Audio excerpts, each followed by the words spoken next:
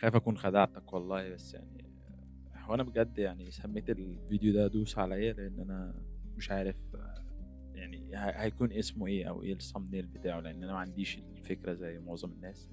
هو الموضوع إن أنا حوار اليوتيوب أنا باحب أصوّر الفيديوهات وباحب أصوّر وأقعد أكتب وكده، بس مؤخرًا الدنيا تايهة منّي نوعًا ما. قبل أي حاجة بس الأول حبيت أقول لكم كل سنة وأنتم طيبين، لإن الفيديو ده هينزل في العيد أو تاني يوم العيد أو تالت يوم العيد لسه ما أعرفش، بس يعني إحنا حاليًا لسه قبل الوقفة بيوم، الفيديو هينزل بعدين، فكل سنة وأنتم طيبين لإن هو هينزل في العيد. المهم، هو أنا الصراحة ما كنتش عارف إيه اسم الحلقة، إيه هو شكل الthumbnail بشكل عام، ولكن يعني أنا كاتب حاجات كتيرة بس اللي هي مجهزة إن أنا يعني أتكلم عنها.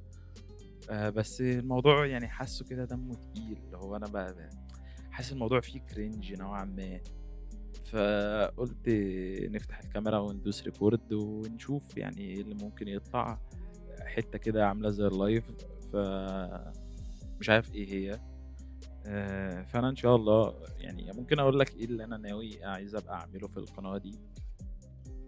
يعني أنا ناوي إن القناة دي إن شاء الله يعني تحتوي على حاجتين مهمين بالنسبة لي يعني.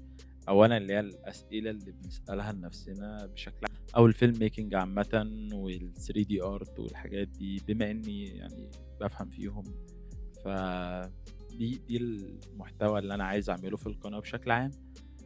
بس يعني باكره إن أنا أقعد أعمل educational tutorial، يعني أنا مش عارف أجيبها لكم إزاي، بس أنا ما باعرفش أقعد أصور نفسي وأنا باعمل حاجة وأعمل لها edit وأرفعها، أو ما أعملهاش edit عامةً، بس اللي هو أرفعها كده، فبابقى يعني مستغرب الموضوع، ما باعرفش أعمل tutorial. عشان كده أنا تلاقي الفيديوهات متلخبطة نوعًا ما، يعني ساعات بيبقى حاجة معيّنة وساعات بيبقى يعني ما فيش حاجة منظمة لسه في الأول. فمعلش يعني هو أنا عارف إن ده حاجة غريبة بالنسبة لمعظم الcontent creators، ولكن أنا مش content creator.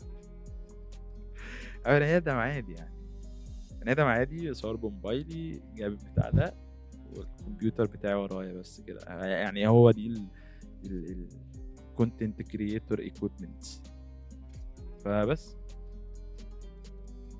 هاحكي لكم عن يعني حياتي والمشاكل والحاجات يعني القناة هتبقى فيها كده جزء كبير من حياتي، بس يعني طبعًا هيبقى في خصوصية في الموضوع، يعني مش أي حاجة كده اللي هو هات يالّا نرفع يوتيوب، هات يالّا نودّي في تيك توك، في الإنستجرام، في أي حاجة، لأ يعني بقى الموضوع ملموم شوية وفيه خصوصية. يعني هاتكلم عن الحاجات اللي ينفع إن أنا أشيّرها للعام، لإن طبعًا أنت مجرد ما بترفع على النت، أنا مثلًا مش معروف، ولكن once إن أنا let's say أنا معروف، فالحاجة اللي بارفعها على النت فهي موجودة على النت forever، يعني موجودة دايمًا على النت. فعشان كده باقول اللي هو يعني مش كل حاجة هتبقى موجودة على النت، يعني الأجزاء اللي أنا هابقى عايز إن هي تطلع على النت. المهم يعني في صوت كتير فشخ طالع برّه في الصالة، مش عارف، يا رب يكون مش ظاهر معانا في المايك، بس يالّا الحمد لله.